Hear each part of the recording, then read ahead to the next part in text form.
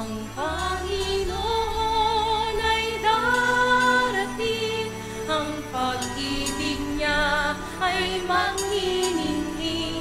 Sa harap ng altar, kami lumalapit, umaawit ng masayang papuri.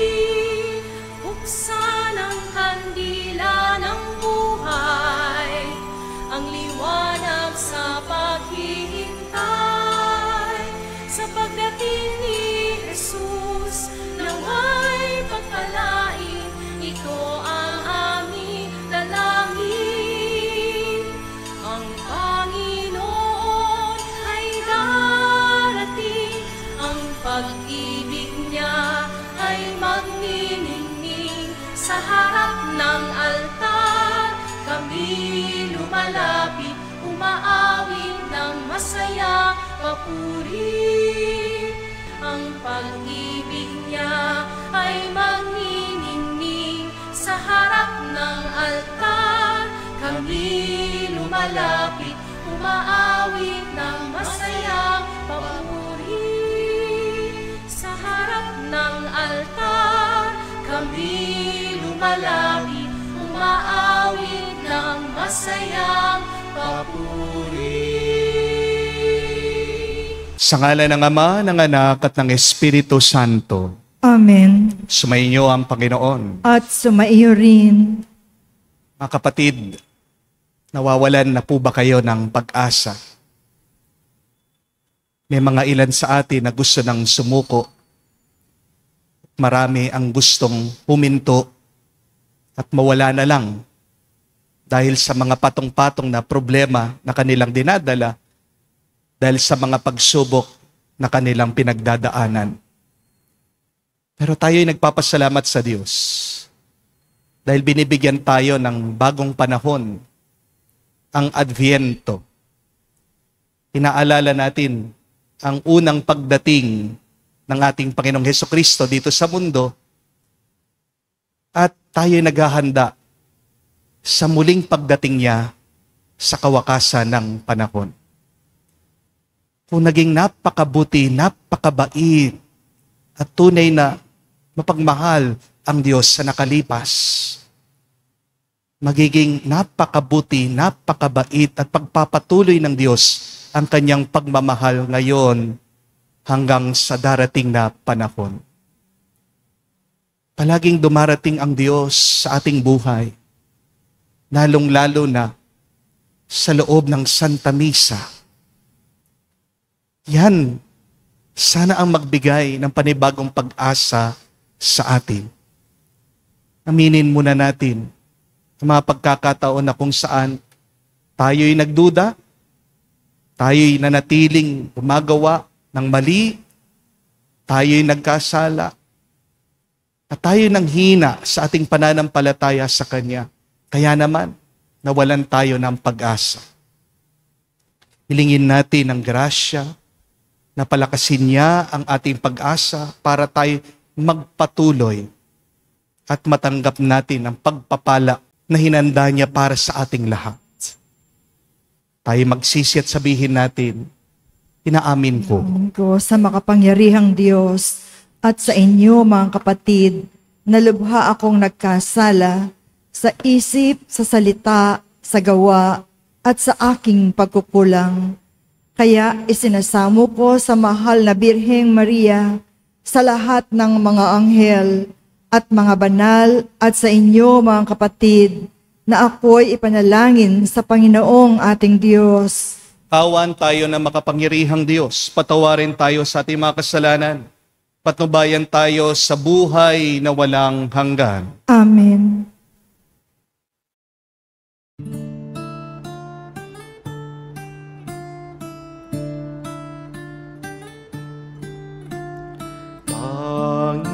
Panginoon, maawa ka. Panginoon, maawa ka.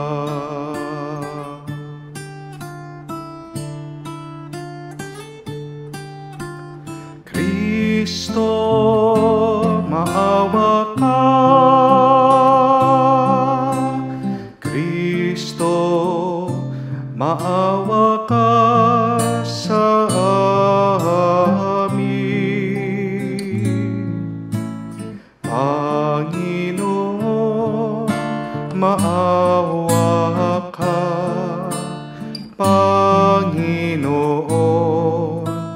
maawa ka. Manalangin tayo.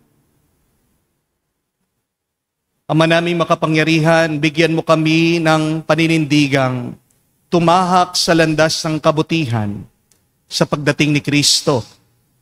Makasalubong nawa kaming may mabubuting gawa upang kapiling niya sa gawing kanan, kami ay makapisan sa iyong pinaghaharian. Sa pamagitan niya kasama ng Espiritu Santo, magpa sa walang hanggan. Amen.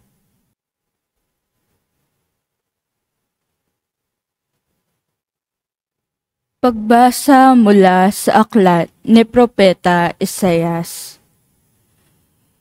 Ito ang pangitain ni Isaias na anak ni Amos tungkol sa Huda at sa Jerusalem. Sa mga huling araw, ang bundok na kinatatayuan ng templo ng Panginoon ay mamumukod sa taas sa lahat ng bundok. Daragsa sa kanya ang lahat ng bansa. Ang maraming taong lalapit sa kanya ay magsasabi ng ganito, "Hali kayo, umahon tayo sa bundok ng Panginoon, sa templo ng Diyos ni Jacob, upang malaman natin ang kanyang mga daan at matuto tayong lumakad sa kanyang mga landas. Sapagkat sa Sion magmumula ang kautusan at sa Jerusalem ang salita ng Panginoon. Siya ang mamamagitan sa mga bansa at magpapairal ng kapayapaan. Kung magkagayon, gagawin na nilang sudsod ang kanilang mga tabak at karit ang kanilang mga sibat. Wala nang magsasanay sa pakikibaka at mawawala na ang mga digmaan. Halina kayo, sambahayan ni Jacob, at tayo'y lumakad sa liwanag ng Panginoon." Ang salita ng Diyos. Salamat sa Diyos. Masaya tayong papasok sa tahanan ng Poong Diyos. Masaya tayong papasok sa tahanan ng Poong Diyos. Ako ay nagalak sa sabing ganito, sa bahay ng Poon ay pumasok tayo. Sama-sama kami matapos sapitin ang pintuang lungsod nitong Jerusalem. Masaya tayong papasok sa tahanan ng Poong Diyos.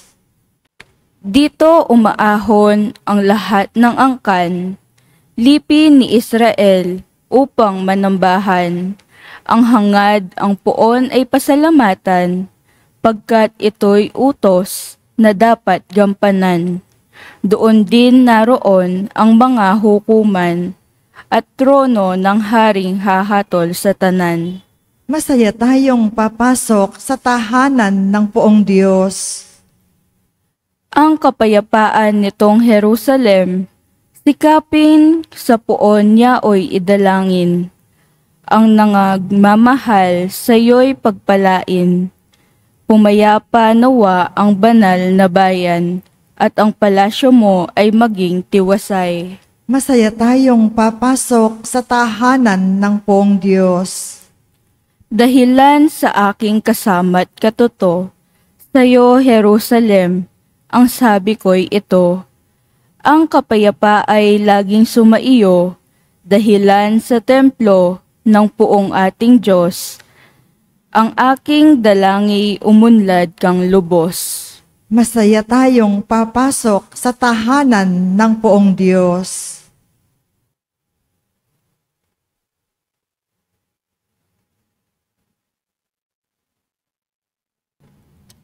Pagbasa mula sa sulat ni Apostol San Pablo sa mga taga-Roma. Mga kapatid, alam ninyong panahon na upang gumising kayo sa pagkakatulog. Ang pagliligtas sa atin ay higit na malapit ngayon kaysa noong tayo'y magsimulang manalig sa Kanya. Namamaalam na ang gabi at malapit ng lumiwanag.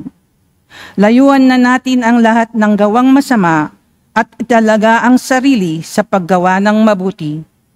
Mamuhay tayo ng marangal at huwag gugulin ang panahon sa paglalasing at magulong pagsasaya, sa pagpapakasawa sa pita ng laman at kahalayan, sa alitan, sa inggitan. Ang Panginoong Yesukristo ang paghariin ninyo sa inyong mga buhay at huwag paglaanan ang laman upang bigyang kasiyahan ang mga nasa nito. Ang salita ng Diyos. Salamat sa Diyos.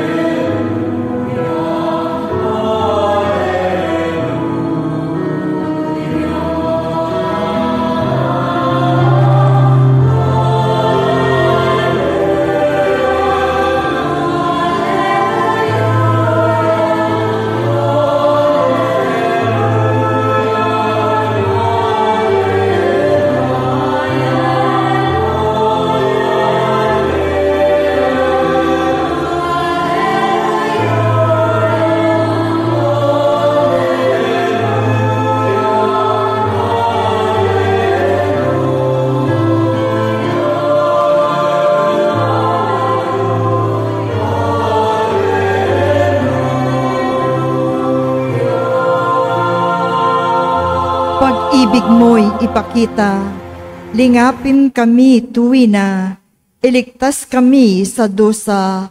Alleluia, Alleluia. Sumainyo ang Panginoon. At sumaiyo rin, Ang mabuting balita ng Panginoon ayon kay San Mateo. papuri sa iyo, Panginoon. Nung panong yon, sinabi ni Jesus sa kanyang mga alagad, ang pagdating ng anak ng tao ay matutulad sa pagdating ng baha nung panahon ni Noe.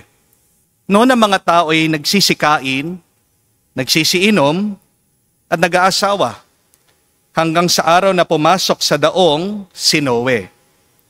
Dumating ang baha at di nila namamalayan at tinangay silang lahat. Gayon din ang mangyayari sa pagdating ng anak ng tao. Sa panahong yon, may dalawang lalaking gumagawa sa bukid.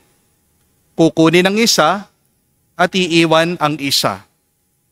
May dalawang babaeng magkasamang gumigiling. Kukunin ang isa at iiwan ang isa. Kaya magbantay kayo sapagkat hindi ninyo alam kung anong araw paririto ang inyong Panginoon. Tandaan nyo ito. Kung alam lamang ng puno ng sambayanan kung anong oras ng gabi darating ang magnanakaw, siya'y magbabantay at hindi niya pababayaang pasukin ang kanyang bahay. Kaya maging handa kayo lagi, sapagkat darating ang anak ng tao sa oras na di ninyo inaasahan. Mga kapatid, ang mabuting balita ng ating Panginoon.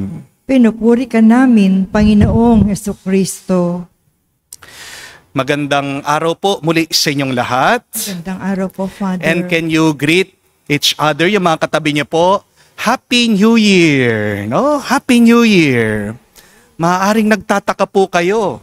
Bakit ang greeting natin, New Year? Ngayong hindi pa naman January 1. Kasi po, ngayong linggo, ating pinagdiriwang na ang Adviento. At ang Adviento ay ang New Year, bagong panahon sa ating liturhikal na selebrasyon sa loob ng simbahan. Kaya ang tamang greeting po sa bawat isa ay Happy New Year. Happy New Year po sa inyong lahat, lalong-lalo na sa mga kapatid nating OFW na palaging nagsisimba sa ating banal na misa online. Kumusta na po kayo? I hope that you are fine and doing good. Marami po sa inyo, alam nila na ako po ay nag-pilgrimage doon sa Europe. At habang nandun po ako, dalawa po ang aking panalangin. Una, pinagdarasal ko po na sana ngayong lahat ay makapag-pilgrimage din. Amen po ba? Amen. Kung pong ang mga Muslim, ang kanilang goal, panaginip, ay makapunta sa Mecca, isang malaking panaginip at pangarap din sana natin mga Katoliko ay makapunta tayo dito sa mga banal na lugar, sa Holy Land o kaya naman sa Roma. Sobrang blessed po at punong-puno ng grasya kapag dumadalaw ka sa mga banal na lugar. Iba po ang feeling. Halagang mararamdaman mo na napakalapit mo sa Diyos. To go on a pilgrimage may seem to be impossible. And yet if you believe in God, nothing is impossible. Amen? Napakamahal po. Maraming perang kailangan para ikaw ay makapag-pilgrimage, lalong-lalo na sa Europe. Pero kung naniniwala ka talaga, kung talagang nananalig ka sa Diyos, kung magtsatsaga ka, magsisipag ka, bibigyan ka ng isang malaking sorpresa ng Panginoon. Amen? Makakarating ka din. Kung hihingin mo yan, kung yan ang iyong magiging panaginip, ipagkakalobyan ng Diyos sa iyo. Yan po, isang panalangin ko. Gusto ko pong maranasan nyo din na mabless kayo sa pamagitan ng isang pilgrimage. But my second prayer, while I was there in a pilgrimage, was that our country, the Philippines, would become like the other European countries. Alam niyo po, kapag pumunta kayo sa ibang bansa, lalong-lalo na yung mga well-developed na bansa, maiinggit kayo sa kanila. Kasi po, bukod sa napakaganda ng mga lugar na makikita nyo doon, malalaman nyo po, napakaganda din po ng buhay ng mga citizens, ng mga mamamayan. Halimbawa na lang po dito sa France, kwento po ng aking kaibigan. Kapag daw wala kang trabaho, doon po sa Pransya, bibigyan ka ng sweldo ng gobyerno. Para mabuhay ka, bibigyan ka ng pera ng mismong gobyerno. Isipin niyo po yun. Kapag daw stress ka pa, libre kang pumasok sa mga teatro, sa mga sinihan, para daw makapag-relax ka. Kasi concern po ang gobyerno dun sa mental health ng tao. At kahit na wala po kayong papeles, TNT ka, kapag nagkasakit ka daw doon po sa France, wala kang babayaran. Libre ang lahat. Pag binigyan ka ng reseta ng doktor, pumunta ka doon sa butika, ibibigay lahat ng gamot na kailangan mo. Tingnan niyo po, no, napakaganda ng ginagawa ng gobyerno doon sa ibang bansa. Ngayon, kumpara niyo po dito sa atin, sa Pilipinas. Wala ka nang trabaho, ang mahal-mahal pa ng mga bilihin. Dito po sa Pilipinas, binabagyo na tayo, binabaha na mga kalsada, pero papapasukin ka pa rin ng boss mo. Di po ba? At kapag nagkasakit ka habang nandito ka sa Pilipinas, kung hindi ka mamamatay habang nakapila ka doon sa mahabang pila papasok ng hospital, mamamatay ka naman sa sobrang mahal ng bill mo sa iyong pagka-hospital. Di po ba? Kaya nga minsan, ang pamamasyal sa ibang bansa, nakaka-depress din. Kasi maaalala mo kung gaano kawawa ang ating bansa dito sa Pilipinas. Alam naman natin, kaya nating maging first world country. Napakarami nating natural resources. Pero bakit nananatili tayong mahirap? Dahil bulok ang sistema ng ating gobyerno. Di po ba? Kaya nga hindi ko po masisisi yung mga napakaraming mga kababayan natin, galit na galit, nagsasawa at nagtatanong, may pag-asa pa ba? Because the number one killer of hope is corruption. Do not forget that. Remember, understand, my dear friends, corruption kills hope more than it steals money. Kapag nanakawan ka ng pera, masakit. Pero kapag nanakawan ka ng pag-asa, mas malala, mas grabe. Di po ba? So what's the point? Bakit pa tayo aasa? Kung patuloy lang naman ang kasamaan, ang kalokohan dito sa ating bansa. Opo, merong mga nakukulong ngayon, merong mga dinadakip. Pero mga maliliit na tao lang, di man natin kakilala. Yung mga mayayaman, yung mga makapangyarihan, nasa kulungan na ba? Wala. Palagi nga silang naabswelto eh. Di po ba? Opo, nagrarally tayo. Pero patuloy pa rin ang bangayan. Wala pa rin pagkakaisa sa ating politika. Katatapos lang po ng bagyo, ng baha. Ang dami pong nalunod, ang daming namatay, ang daming nasiraan, nawala ng tahanan. Tingnan niyo po, araw-araw na lang tumingin ka sa news, may lindol dito sa bansa. Wala pa dyan yung nakakatakot na bigwan. Di po ba? Nakakabahala din po, hindi nila ito nire-report. Yung tumataas na teenage suicide. Ang dami po nagpapakamatay na mga kabataan. Kasi ang sinasabi po ng mga depressed, kung masasaktan din ako, kung mahihirapan lang ako, para saan pa ang mabuhay? Tanong po natin lahat ito eh. In a life full of suffering, what is the point of hoping? What is the point of living? Pero kung sawa ka na, kung galit ka, huwag ka mag-alala, kapatid. Dahil ibig sabihin, buhay pa rin sa'yo ang pag-asa. Dahil sabi po ni San Agustin, pakinggan niyo po ito, that hope has two daughters. Anger at the way that things are, and courage to change them.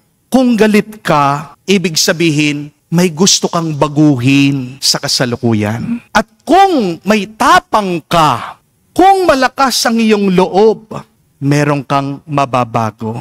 Ito ang pag-asa natin. At ngayon pong unang linggo ng Adviento, pinapalakas muli ng Diyos ang ating loob, ang ating pag-asa. Mga kapatid, ang Adviento po ay hindi countdown para sa Pasko. Hindi rin po ito countdown para sa bakasyon. Advent is a season of hope. It is a reminder that God is not yet done with you. Patuloy pa rin ang iyong kwento. Kahit na may problema ka, kahit na may pagsubok ka, yan ang iyong pakikipagbakbakan. Hindi pa yan ang ending ng iyong buhay. Kahit na pagod ka, kahit na mabigat na ang iyong dala, kahit na may pangarap ka na hindi mo pa naaabot hanggang ngayon, kapatid, huwag kang susuko. Dahil hindi pa tapos ang buhay mo. Mga kapatid, kaya nawawalan po tayo madalas ng pag-asa dahil hindi natin maintindihan ano ba ang pag-asa. We become hopeless because we do not know the meaning of hope. So here are 3 beautiful meanings of hope so that you can hold on, so that you can move on, so that you can fight on. First, remember that hope is growing in the darkness. I will repeat that. Hope is growing in the darkness. Meron pong isang kwento tungkol sa isang buto. Nagtatanong siya, bakit ang dilim? Bakit wala kong makita? Bakit ang bigat? Bakit ba ako nakabaon? At sumagot po ang lupa, sabi niya sa buto, kasi ganito nag-uumpisa, umuusbong ang buhay. Mga kapatid, ang pinagdadaanan mong dilim ngayon, hindi yung paglilibing, o hindi pagtatanim. Kung may sakit ka, hindi ka nakakulong, tinanim ka ng Diyos para mas lumalim pa ang iyong tiwala. Kung may broken relationship ka, yung sugat mo sa puso ay lupa kung saan tutubo ang iyong bagong puso. Kung nalulunod ka sa mga utang, hindi pa yan ang katapusan. Yan ay simula para maging mas maingat ka, maging mas maayos ka sa paghawak mo sa pera. Advent means God is silently working. Even if you do not see growth. Hindi naman ibig sabihin wala kang nakikita, walang nangyayari. May nangyayari. May ginagawa ang Diyos. Hindi mo lang nakikita. Kailangan mo lang magtiwala. Amen? At para tumubo ang buhay mo, kailangan mo ng dumi. You need dirt in order to grow, in order to bear fruit. Kaya nga po, sa unang pagbasa at sa Ebanghelyo, ang hamon ng Diyos sa atin ay napakasimple lang. Stay awake.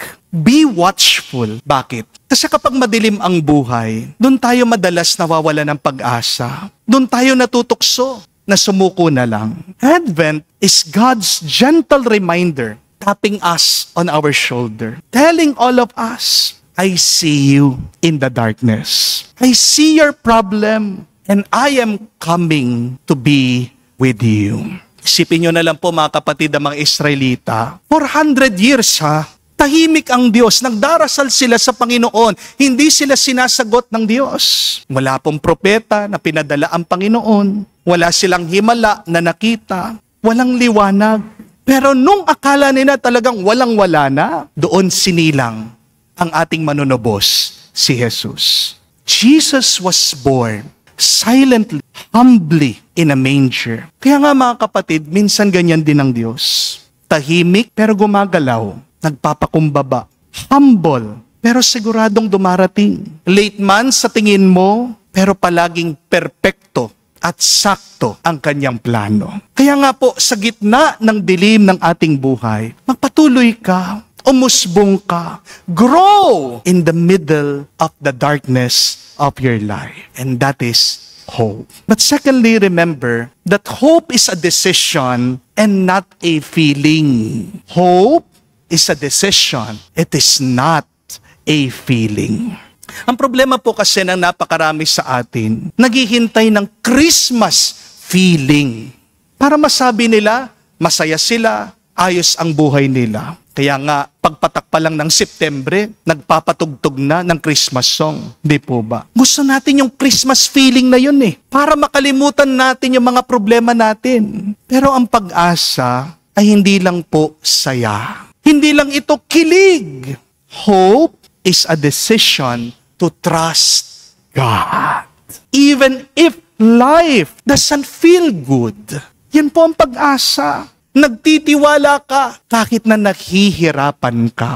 Sabi nga po ni San Ambrosio, where there is faith, there is hope. Nung nga pong nakapunta ako sa Lourdes, sa France, isa pong kwentong hindi ko makalimutan. Doon po sa grotto, sa kuweba, kung saan nagpakitang ating mahal na ina kay Saint Bernadette, sinabihan po siya, uminom ka dun sa tubig. Pero pagkakita po nitong bata, napakadumi po nung pinapainom na mahal na ina. Ito po ay putik.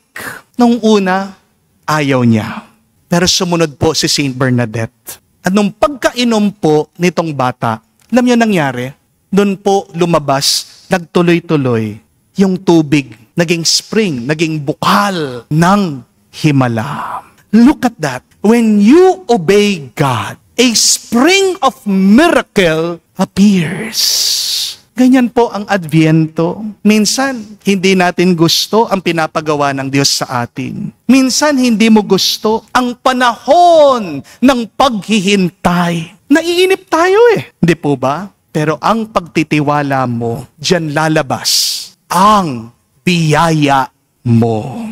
In your waiting, a miracle appears. But third and last, remember that hope is continuing even in your brokenness. Hope is continuing even in your brokenness. Meron pong isang kwento tungkol po sa isang monghe. Nagdadala po siya ng isang basag na lampara isang gabi. At may nakasalubong po siya, isang naglalakbay, at nakita siya, pinagtawanan po, dahil yung dala niya ay basag na lampara. At sabi po nung naglalakbay, bakit mo pa ginagamit yan? Tapon mo na lang yung basag na lampara. Wala nang kwenta yan Pero alam niyo po, napakaganda nung sagot ng monghe. Ang sabi niya, kahit na basag ang lamparang ito, pinoprotektahan pa rin niya ang apoy sa loob. Wow! Do not forget that even a broken glass can protect a flame.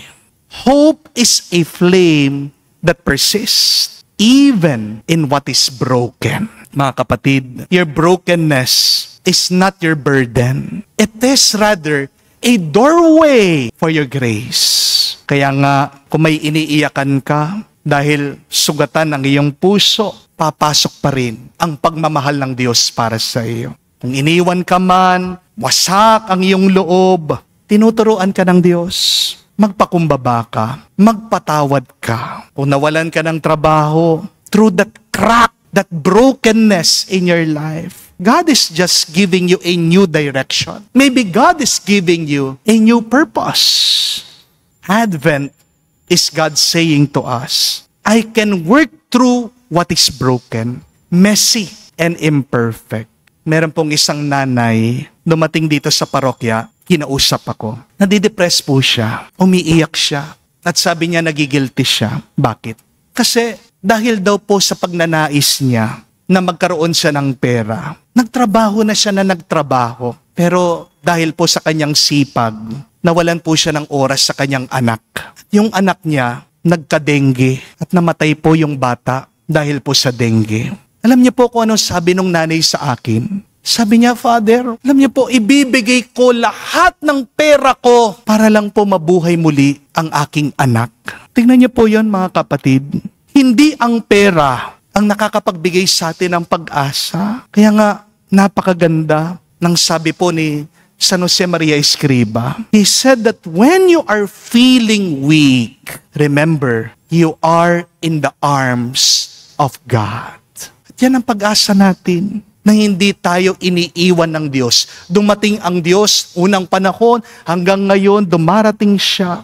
Maghintay ka, darating ang grasyang pagpapala na kailangan mo. May pag-asa pa rin sa gitna ng ating mga lungkot dahil hindi tayo iniiwan ng Diyos. Amen? At sabi pa nga po ni St. Francis of Sales, the same God that carried you in the past is the same God that will carry you in the present and in the future. Kung nakayanan mo sa iyong nakalipas ang napakaraming problema, yan ay dahil sa tulong ng Diyos. At makakayanan mo din anuman ang iyong pagsubok ngayon at sa iyong hinaharap. My dear friends, Advent is not only about God coming 2,000 years ago. Advent is really about God coming today. Sa mismong pinagdaraanan mo, nandiyan ang Diyos. Siya ang dahilan ng ating pag-asa. Kaya pinapaalala sa atin mga kapatid, ang sakit mo, hindi yan ang katapusan. Ang galit mo, hindi pa yan ang katapusan. Huwag kang magpapa-stress sa mga utang mo. Hindi pa yan ang katapusan. At ang korupsyon sa ating bansa, hindi yan magwawagi. Amen? Dahil ang liwanag ng Diyos ay sumisinag na, kaya umasa ka pa rin. Lumaban ka, kapatid. Magpatuloy ka dahil pinaglalaban ka ng Diyos araw-araw. Dahil sa Kanya, tayo din makakarating sa Kanyang pangako, buhay na walang hanggan. Amen. Tumayo po tayo at ating ipahayag ang ating pananampalataya. Ating sabihin, sumasampalataya Ako sa ako. Diyos, amang makapangyarihan sa lahat, na may gawa ng langit at lupa. Sumasampalataya naman ako kay Jesucristo, iisang anak ng Diyos, Panginoon nating lahat. Nagkatawang tao siya, lalang ng Espiritu Santo, ipinanganak ni Santa Mariang Birhen, pinagpakasakit ni Poncio Pilato, ipinako sa krus, namatay, inilibing, nanaog sa kinaroonan ng mga yumao, nang May 3 araw, nabuhay na maguli, umakyat sa langit, naluluklok sa kanan ng Diyos amang makapangyarihan sa lahat. Doon magmumulat paririto't maghuhukom sa mga nabubuhay at nangamatay na tao. Sumasampalataya naman ako sa Diyos Espiritu Santo, sa banal na simbahang katolika, sa kasamahan ng mga banal, sa kapatawaran ng mga kasalanan, sa pagkabuhay na muli ng mga nangamatay na tao, at sa buhay na walang hanggan. Amen. Sa pagsisimula natin sa bagong taong pagsamba, idulog natin ang lahat ng ating kahilingan at pangangailangan sa ating masuyong Diyos, sapagkat siya lamang ang nakakaalam ng totoo nating kailangan at makakabuti sa atin. Buong pananalig tayong manalangin natin sabihin, Panginoon, dinggin mo kami. Panginoon, dinggin mo kami. Para sa simbahan, pamayanan ng lahat ng sumasampalataya, naway matuklasan niyang muli ang kayamanan ng sakramento ng Eucharistia at makatagpo rito ng ibayong pagkakaisa at lakas. Manalangin tayo. Panginoon, dinggin mo kami. Para sa Santo Papa, lahat ng mga obispo, mga pari at mga relihiyoso, nawa sila'y maging inspirasyon sa lahat sa pagiging handa sa pagtanggap kay Jesus sa ating mga puso. Manalangin tayo. Panginoon, dinggin mo kami. Para sa lahat ng mga magulang at mga guro, naway maturuan nila ang kanilang mga anak at mga mag-aaral na makilala at tanggapin si Jesus sa kanilang kapwa. Manalangin tayo. Panginoon, dinggin mo kami. Sa katahimikan po ng ating puso, banggitin natin, sabihin natin sa Diyos ang ating mga personal na pangangailangan. Panginoong Diyos, maraming salamat sa pagkakaloob mo sa amin itong bagong taong pangsamba. Pakinabangan nawa namin ang bawat pagkakataong mapalapit sa iyo at maging laging handa sa pagtanggap sa iyo sa aming buhay. Ikaw na nabubuhay at nagahari magpakailanman. Amen.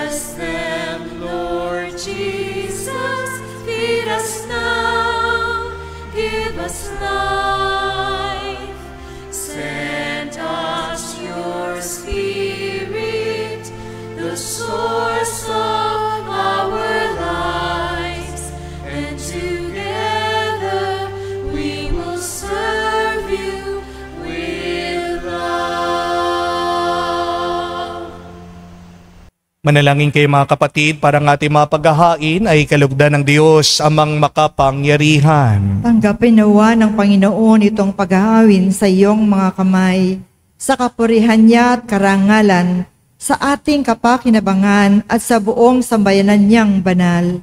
Ama naming lumikha, tanggapin mo ang mga alay na ikaw rin ang nagbigay.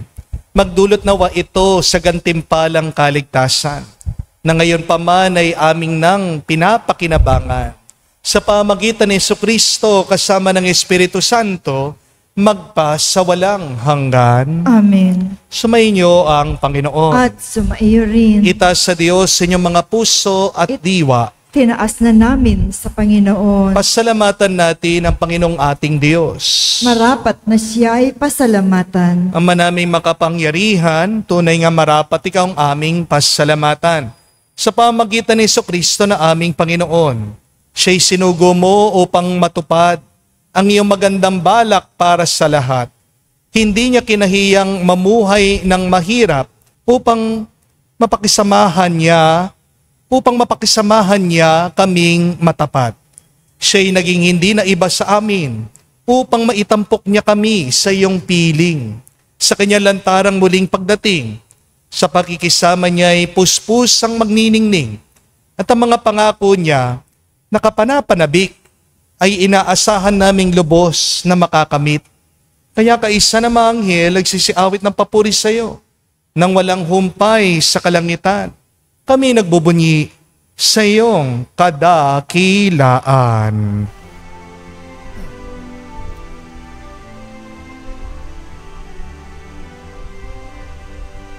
Santo, Santo, Santo, Panginoong Diyos ng mga hukbo, napupuno ang langit at lupa ng kadakilaan mo. Hosana, Hosana, sa kaitaasan, pinagpala ang naparirito sa ngalan ng Panginoon. Hosana, Hosana, sa kaitaasan. Hosana, Hosana, sa kaitaasan.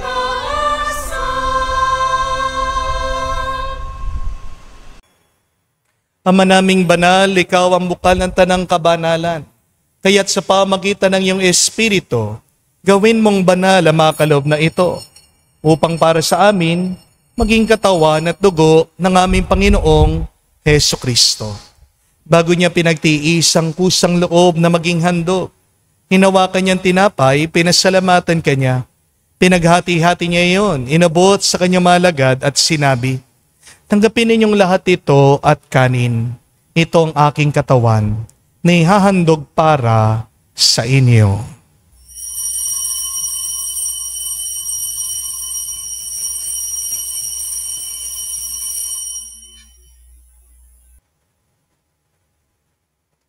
Gayon din naman na matapos ang hapunan, hinawakan niyang kalis. Muli kanyang pinasalamatan. Hinabot niya ang kalis sa kanyang malagad at sinabi, "Tanggapin ninyong lahat ito at inumin. Ito ang kalis ng aking dugo, ng bago at walang hanggang tipan.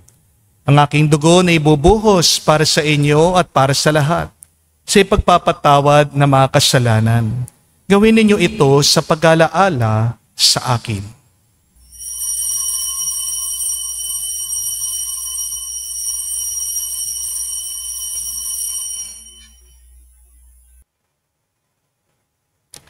Ang misteryo ng pananampalataya.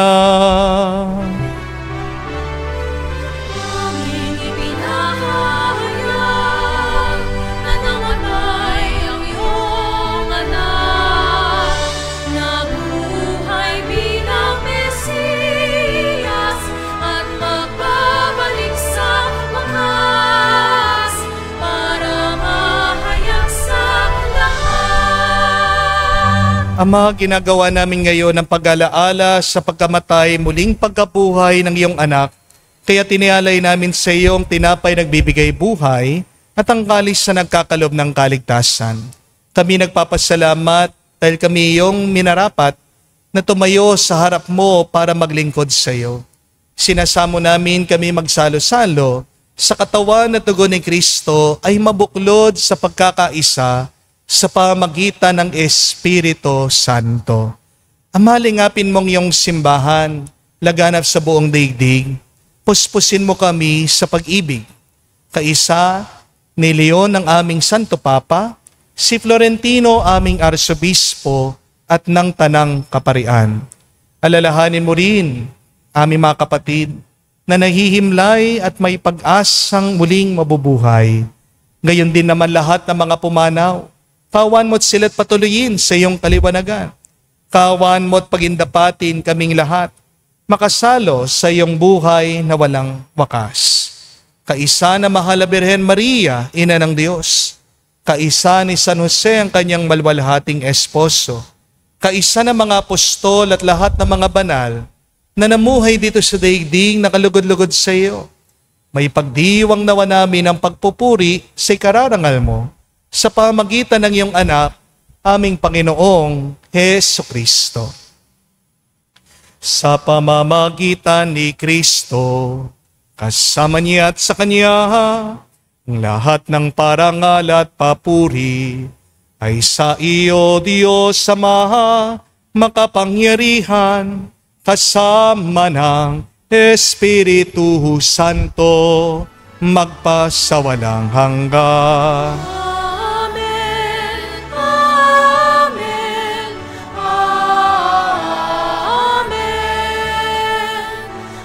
Amen. Amen. Amen. Amen. Sa nakagaling na utos sa turo ni Jesus sa Panginoon natin at Diyos, ipahayag natin ng lakas loob.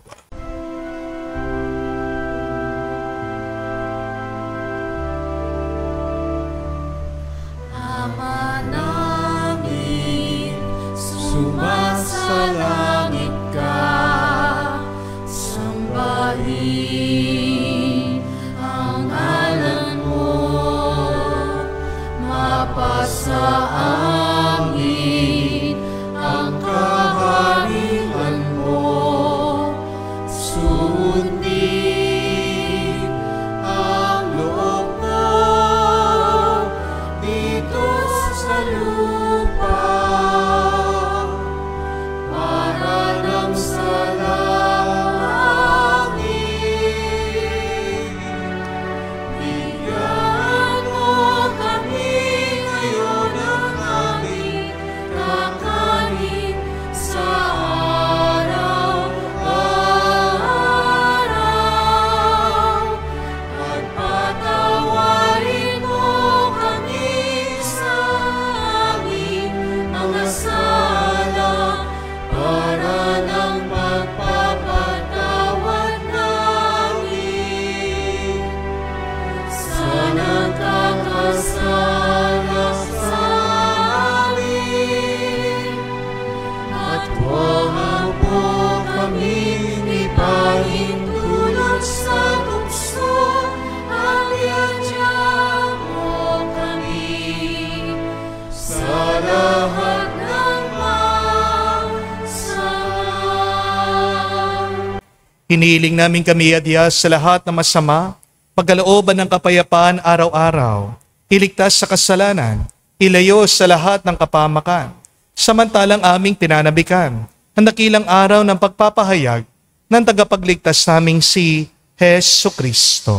Sapagkat iyo ang kaharian at ang kapangyarihan at ang kapurihan magpakailanman. Amen. Panginoong Hesukristo, sinabi mo sa mga apostol, kapayapaan ang iniiwan ko sa inyo. Ang aking kapayapaan binibigay ko sa inyo. Tunghayan mo ang aming pananampalataya at huwag ang aming pagkakasala. Pagkalooban mo kami ng kapayapaan at pagkakaisa ayon sa iyong kalooban. Kasama ng Espiritu Santo, magpa sa walang hanggan. Amen. Kapayapaan ng Panginoon ay laging sumainyo. At sumaiyo rin. Magbigayan po tayo ng kapayapaan sa bawat isa. Peace with you po. Kapayapaan po sa inyong lahat.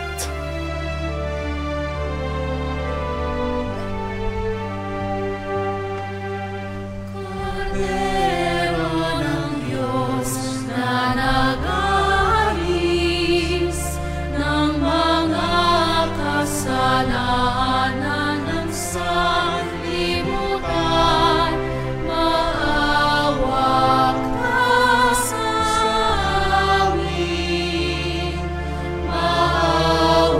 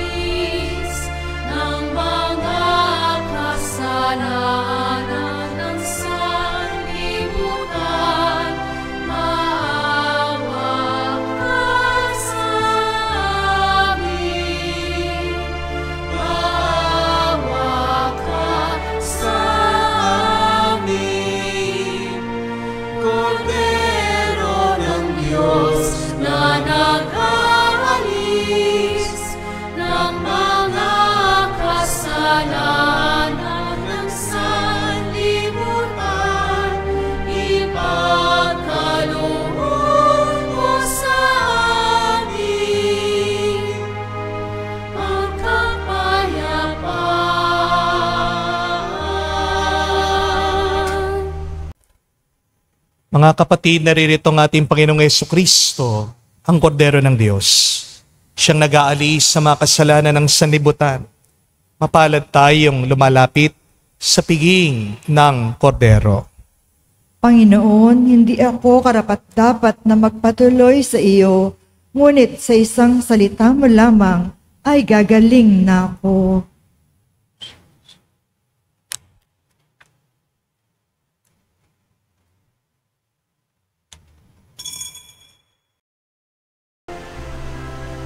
Di ba't kay saya dapat ng Pasko?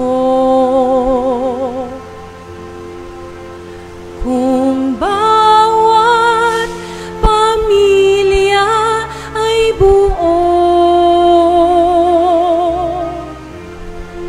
kaya't idalangin natin ang bawat tahanan bago sumapit ang Pasko. Panginoon, halina, pumarito ka.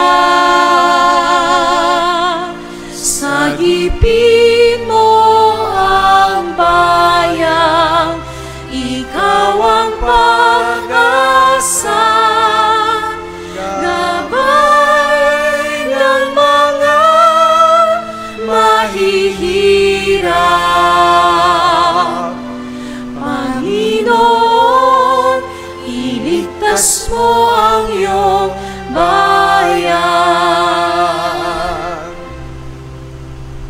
O kay gulo ng mundo, hirap, sakuna at lungkot, kaya't sama-sama tayong manalangin dahil darating na ang Pasko. Panginoon, halina, pumarito ka. Sagipin mo ang bayang, ikaw ang pag-asa. Gabay ng mga mahihirap. Panginoon, iligtas mo ang iyong bayan. Lumuhod po tayo para sa panalangin para sa mga may sakit. Panginoong Yesus, lumalapit po kami sa iyo ngayon upang idulog ang kagalingan ng mga may sakit. Haplusin niyo po sila at pagkalooban ng panibagong lakas upang sila ay muling makapaglingkod sa iyo. Patawarin niyo po sana sila sa kanilang mga kasalanan at pagkalooban ng kagalingang pangkaluluwa. Amen. Sa katahimikan po ng ating puso, banggitin natin sa Diyos ang pangalan ng mga kapatid nating may sakit na humihiling na mabilis sa kagalingan.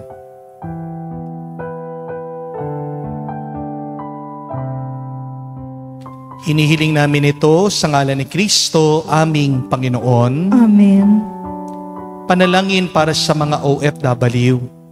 Ama, pinapanalangin namin sa iyong natatanging kahilingan ng lahat ng mga nagtatrabaho sa ibang bansa. Tulungan mo sila bawat sandali ng kanilang buhay habang nasa ibang bansa.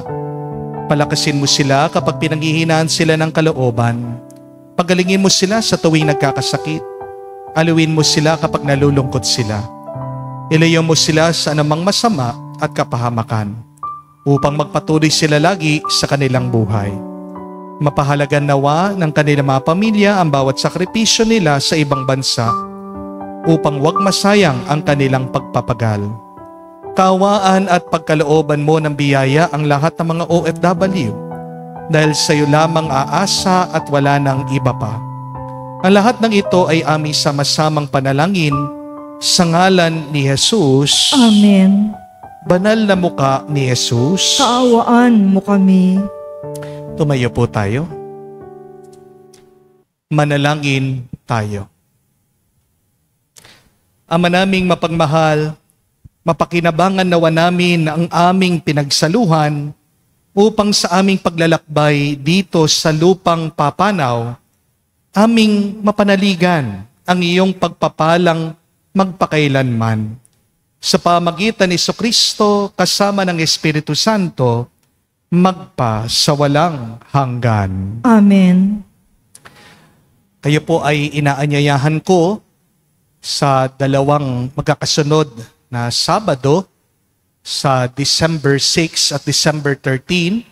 Sabado po ito, 6:30 ng umaga para sa ating healing mass. Ako po ay magbibigay ng banal na langis na binles namin doon po sa chapel ni Padre Pio. Para po sa mga kapatid nating may malubhang karamdaman, welcome po kayo dito sa aming parokya. Dahil pagdating po o pagpasok po ng ating simbang gabi, ay titigil muna tayo sa ating healing mass bawat Sabado. So, 2 na lang pong Sabado ang natitira para sa ating healing mass, December 6 and December 13. At nagdala din po ako dito sa Pilipinas ng tubig na galing doon sa Lourdes. Sinasabi ko po na napaka-epektibo po nito dahil ako po ay gumaling. Guminhawa po ang aking pakiramdam. Pagdating ko po sa Lourdes noon, talaga napakasakit ang aking balikat, pero pag inom ko po doon sa tubig, biglang gumaan ang aking balikat. Dasal at panalangin ko po na kayo din makakatanggap nitong sacred oil ni Padre Pio at nitong tubig na galing sa Lourdes, France, ay gumaling at guminhawa din ang iyong nararamdaman. Panalangin ko po at dasal ko po na kayong lahat na makakapunta dito, makakabisita personally sa ating parokya at makakatanggap ng banal na langis si Padre Pio at ang banal na tubig doon po sa Lourdes, ay makaranas din po ng kaginhawaan at ng pagpapagaling. Kaya kung available po kayo, please come December 6 and December 13. Para po mabuhayan muli kayo ng pag-asa. Tandaan niyo po ang 3 kahulugan pa ng pag-asa. That hope is growing in the darkness. Madilim man ang iyong buhay, sana dyan tumubo ang iyong buhay. Magkakaroon ka pa rin ng bunga kahit na feeling mo binabaon ka. Tinanim ka lang ng Diyos. Hindi ka niya kinalimutan. But secondly, hope is not a good feeling, but it is a decision to trust the Lord. Dahil sabi ng isang santo, kapag ikaw ay naglalakad kasama ng Diyos, hindi ka mabibigo. Make the decision today. I trust you, Lord. Every day, trust God. And nothing will be impossible for you. And third and last, hope is continuing even in your brokenness.